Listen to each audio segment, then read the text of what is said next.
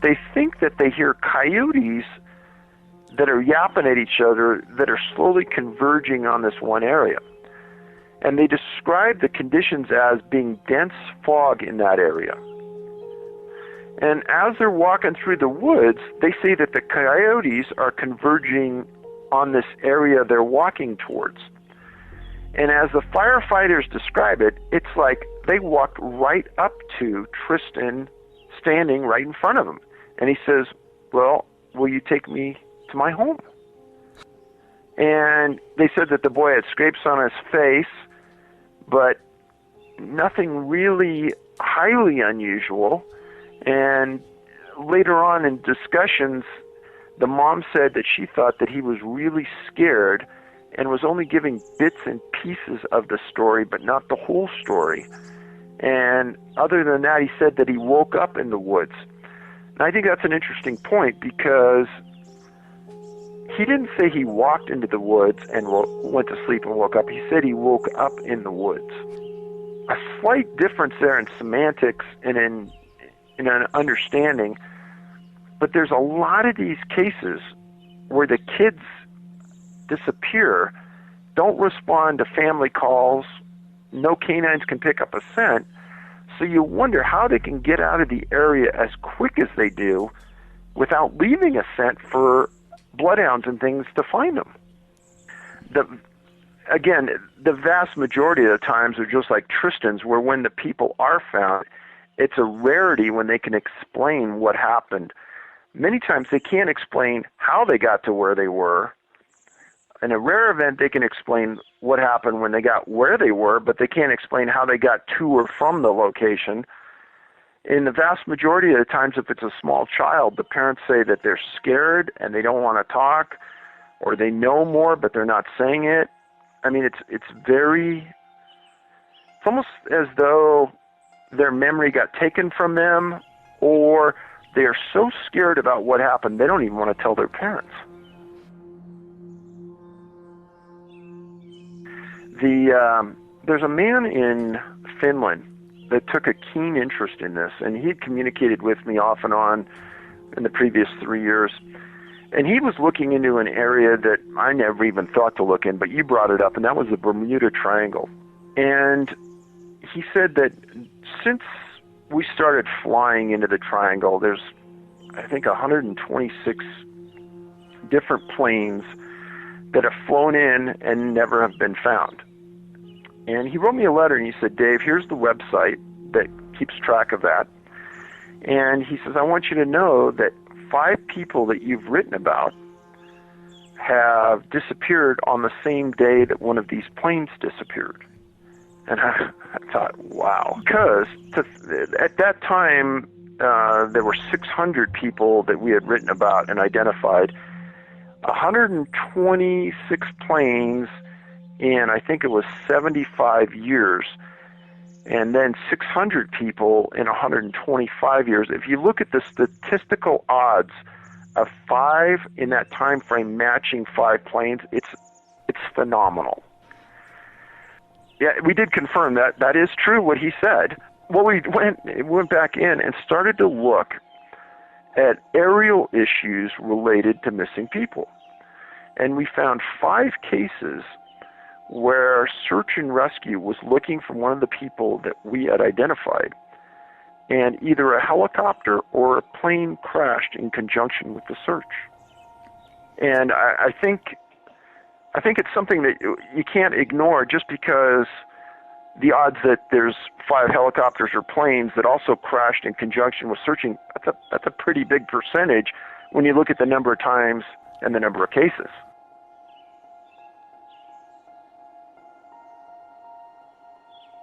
So this is one of the older cases that we looked at the time. We've gone back all the way to 1760 on a couple. This one occurred in 1868 in Walhalla, Michigan. She was 3 years old, and her dad owned a lumber camp. And there was a small hill.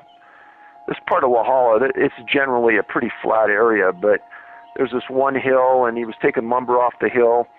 And Katie would ride with he and the horses down the hill into an area where he pulled the logs.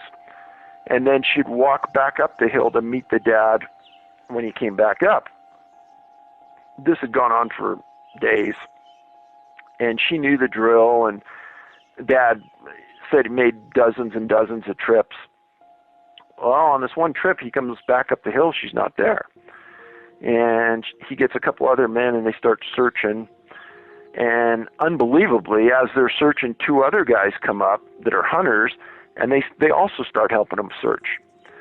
And so all four of the men are working their way through the woods, and it was on the second or the third day that they're quite a distance from the camp, and they're in kind of a marshy area, and they hear something like a small cry, and they're quiet, and they start working their way through the woods, and what they described as a huge, what they thought was a bear, jump from this log into the river and disappear. And as they walk up, they find Katie standing on this log. Now, this is after 2 or 3 days.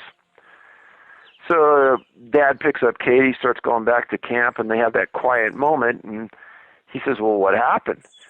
And she lays the story out where she was playing in the sandbox, waiting for him to get back up the hill, and this big dog, she describes it as a giant dog, comes up and starts playing with her in the sandbox, and eventually stands up like a person, puts its hand or its paw out, and they kind of walk off, and she's not sure where they're walking, but they walk off together. Eventually they walk off into the woods. So later on in the night, she gets hungry, so the dog kind of indicates that she needs to stay there, and he comes back, and in its paws it's got like a handful of berries that gives to her. Eventually, that night, it gets a bunch of leaves together on the ground and makes a bedding area, and then cuddles with her as they sleep that night away. And the dad asks her, well, what happened to your hat? And she says, well, the dog grabbed it off my head and ate it. He says, the dog ate your hat? Yeah. And the dad and the other men know what they saw, and I guess in their minds they said it could have been a big dog, but it would have been one of the biggest dogs they ever saw. But this article got huge play in 1868. It was in almost every newspaper in the United States, just because there were multiple men that saw the same thing and recovered the girl unharmed from the presence of this apparently huge mammal. I don't know what to make of it, other than I will say that area of Walhalla has had many, many, many strange things happen at it and around it in the last 150 years. Yeah, Roger, May 27th, 1951, he was 9 years old. He and his family took a trip from San Diego to go fishing. If people know Truckee, that's the area where the Donner Lake is very, very close, and where the Donner Party spent that winter. Its elevation's about 6,600 feet, and Alder Creek in Placer County was their destination. And they're fishing, and the dad loses sight of Roger, starts yelling for him, screaming for him. Again, it's one of those things where all of a sudden it seems like the boy's gone. And the father gets help. Placer County Sheriff's, Highway Patrol, everyone starts to come into the area, and they're searching up and down this creek bank, and they're thinking, well, this is going to be a quick search, but it wasn't. They bring in a special Indian tracker from Stillwater, Nevada, and this Indian tracker had found some boys before that were hard to find, and the tracker ends up finding Roger 28 hours after he disappeared at an elevation of 7,600 feet, so 1,000 feet higher than where he disappeared. And when the boy was talked to by his parents, he said that he was hiding from, quote-unquote, the people. And he said that he thought that they were going to do him harm. And the other point was that Roger was found without his shoes, and nobody really could understand that. There is one other story I've written about, a story about a disappearance of a small boy named Dana Cooper that disappeared in August 1971, about 20 years after Roger, about 10 miles away. Dana had a disability, disappeared under really, really unusual circumstances. And then there's also a disappearance of James Bordenkircher from North Lake Tahoe, June of '65, that Bordenkircher was never found. So in this general area, there's been a lot of really, really weird disappearances. She, 53 years old, in an area near St. Joe, Arkansas, kind of north central Arkansas, an area where there have been other disappearances before. September 22nd, 2012, she and her brother were out looking for a fishing hole in the woods. Somehow or another, she got separated, and she went missing for 5 days.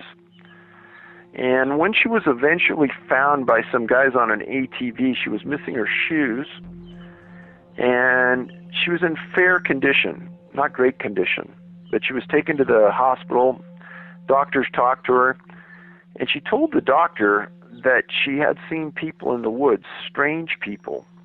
She described them as weird, that were hiding behind bushes, and she would talk to them, trying to get them to help her, but they wouldn't help her. And the doctor made a special statement in one of the articles that he thought she was cogent, speaking the truth, and would have no reason to lie. And if you look at the number of stories, just like you've identified here, where people say similar things, it's a hard thing to ignore, because it appears as though they're seeing something. And again, so I try to keep an open mind on most things, but on secret bases where we supposedly know where they're at, then we should be able to at least find something that points that there's something unusual occurring at that location. So if that's true, then why can't people walk us up there and point it out? And then you can go, I spent time on a Native American reservation, and you could talk to Native Americans who say that there really are little people out there in the woods that are like wild people. So I could pinpoint those people and talk to those witnesses. And then, of course, there's millions of people that'll say that they were abducted and they've seen aliens. So I'm not saying that anyone is more credible than another, but that rational, common sense side of me says, okay, then let's take it a step further in my understanding and introduce me to those people that have had that experience. So our cousins up in Canada, there have been many, many strange incidents that have happened up there that fit the profile of what we're looking at. About 120 miles northwest of Winnipeg, in a small little town called Moosehorn. She was 4 years old. This happened in 1934, May 15th. She lived on a farm. And let me say that she was German, and her family was German. And when there is nationality spoken about in articles, which it is rare, German seems to come up a lot, more common than most. And I think that's something that we've started to pay more attention to. We don't understand it, but she was German and her family was German, and they spoke German. And she lived on this farm, and one day she just went missing, and her parents lost track of her. There was a huge 5-day search by farmers, friends, nothing. There were heavy rains in the area right after she disappeared. And there was an appeal made to the community, like, if she's there, we've got to find her soon, otherwise she's not going to make it, blah, blah, blah. Well, there was a nearby farmer called Roy Rosin, R-O-S-I-N, and he told himself one day, he says, I'm gonna find her, and if I'm going to go anywhere, I'm going to go to this location on my farm, about 2 miles away from the Wolfram farm. And he walked out to this location. He found her. She was semi-conscious. He carried her home. A doctor saw her hours after she was found, said she wasn't dehydrated. She hadn't lost a lot of weight, some. And the key point to this doctor was there were no mosquito bites on her, and there were tons of mosquitoes outside. Her shoes